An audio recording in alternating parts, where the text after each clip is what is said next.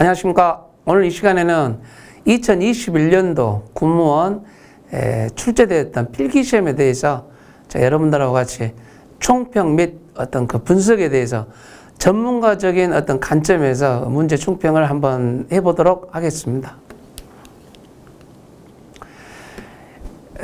문제가 이제 전부 다 50문제, 자동차 정비 25문제, 자동차 공학 25문제에서 50문제인데 그 문제가 이제 전혀 이제 전부 다 복원이 안 된 상태에서 그래도 이제 우회적으로 다 습득을 한 상태에서 제가 감히 말씀을 드립니다.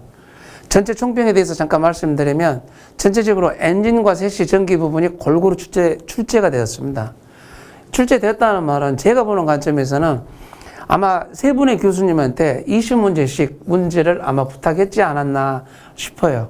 너무나 많은 출제위원들이 10문제씩 요구한다는 것도 어떤 보안상의 정보상의 문제가 있기 때문에 20문제를 한 분야씩 전기, 엔진, 세시 쪽에 담당하신 분들한테 문제를 양해를 구했고 그 상태에서 거기서 맞춰서 아마 15문제 이상씩 문제를 배분하지 않았나라는 생각을 감히 해봅니다. 자동차 정비 기능사 수준보다는 한 단계 이상 수준의 문제들이 출제됐다.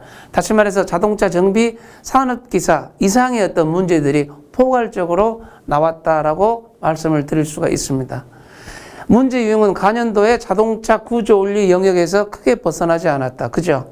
자동차 구조 원리의 영역에서 기본에 충실한 그런 문제들이 쭉 나왔습니다. 그리고 기존 자동차 정비 기능사, 자동차 정비 산업기사 출제 문제들 3번 이상 풀어본 수험생들이라면 고득점을 충분히 예상할 수 있지 않을까. 물론 어느 정도의 출제 문제를 풀어보는가에 따라 틀리겠습니다만 그래도 최근 2016년도부터 나왔던 문제들 지금은 CBT로 이제 안 되기 때문에 CBT로 시험을 보기 때문에 그 전에 나왔던 관련된 문제들을 계속 되풀이해서 풀어봤으면 충분히 고득점도 예상이 됩니다만은 여러분들 합격 커트라인 이상으로 고득점이 예상된다고 말씀드릴 수가 있습니다.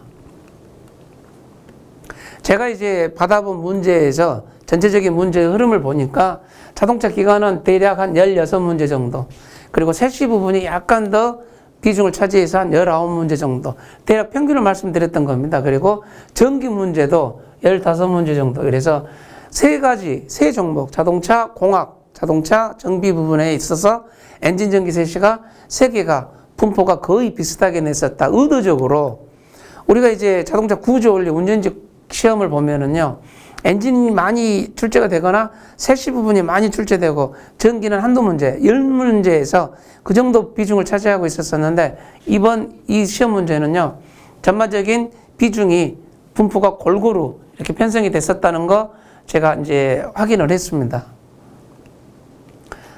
자세하게 이제 말씀을 드리면 자동차 기관입니다. 구조와 작용해서 구성품에 대한 출제 문제에서 탈피됐다. 기존에 피스톤 슬랩이라든가 피스톤 측압, 예를 들어서 그런 간단한 문제들, 그런 문제들에서 약간 더 탈피해서 좀 더 심도 있게 깊이 있게 들어갔었고요. 전체적인 공학적인 접근의 문제로 출제되었지만 이론을 아주 중요시 여겼고 그냥 세부적인 문제까지 공학적으로 접근했다라는 말입니다. 기존 출제된 내용의 문제 범위에서 크게 벗어나지는 않았다. 왜? 문제를 내는 사람들은 항상 관연도 문제 유형을 보면서 제출해 달라고 시험 문제를 제출하라고 이야기를 듣습니다. 전혀 뚱딴지 같은 엉뚱한 도색이라든가 판금에 대한 문제를 낼 수는 없습니다. 그래서 관연도 문제 범위에서 크게 벗어나지 않았다는 거 제가 말씀드리고, 그 다음 하체라고 이야기하죠. 세시 부분도 마찬가지로 구성과 가속 성능에 대한 공학적 접근의 어떤 문제, 다시 말해서 어떤 자동차가 주행했을 때 생기는 구름 저항이라든가 가속 저항이라든가 구배 저항, 이런 포괄적으로 자동차 공학에 근거한 그런 문제들로 문제를 출제했었고, 전기 부분입니다. 우리가 기능사에서 좀 놓칠 수 있는, 산업기사에서 놓칠 수 있는 간단한 기전력이 주어지고 저항이 주어지면서 ohm의 법칙에 대한 그런 문제들, 그리고 또 뭐가 있었죠? 키르호프 법칙, 전류 법칙, 들어간 전류의 총합과 나온 전류의 총합은 같다. 제1법칙이죠. 그런 부분의 문제들, 반도체 부분까지 이론과 중점을 둔 문제를 출제했었고 충전장치와 기동장치에서 각각의 구성품들의 역할에 대한 구성품의 역할에 대해서는 우리 학생들이 잘 안 하거든요. 그래서 그걸 실물을 보고해야 되는데 계좌 코일이라든가 개통이라든가 계좌 철심 이런 부분에 대해서 그냥 암기를 하기는 상당히 어려운 부분입니다. 근데 그런 부분들도 공학적으로 접근해서 그런 문제들 하는 역할 그런 부분들에 대한 문제도 나왔었고 그래서 과년도 문제와 유사한 문제들이 약간씩 출제되었다라는 거 말씀드립니다. 그래프상으로 제가 이제 여러분들이 일목요연하게 한꺼번에 제가 표시해 놓고 말씀을 드리도록 하겠습니다.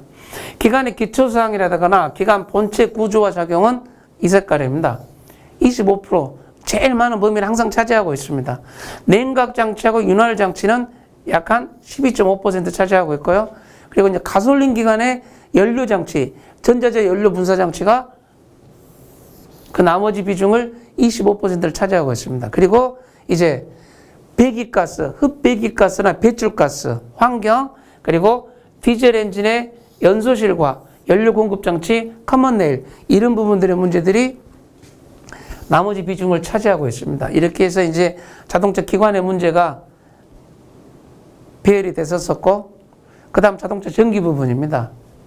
가장 많은 범위를 차지하고 있는 부분이 어느 부분이냐면 이 부분이죠.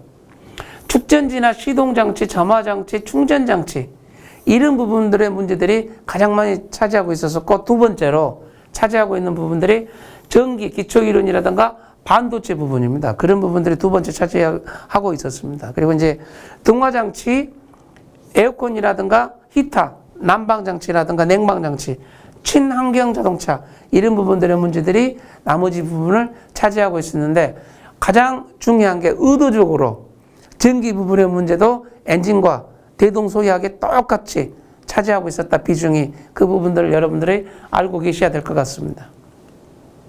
세시 부분입니다. 가장 많은 범위를 차지하고 있는 게 세시의 구성과 동력 전달 장치의 구성 요소 부분이 가장 많이 차지하고 있고 두 번째로 이제 많이 차지하고 있는 게 조향장치, 현가장치입니다.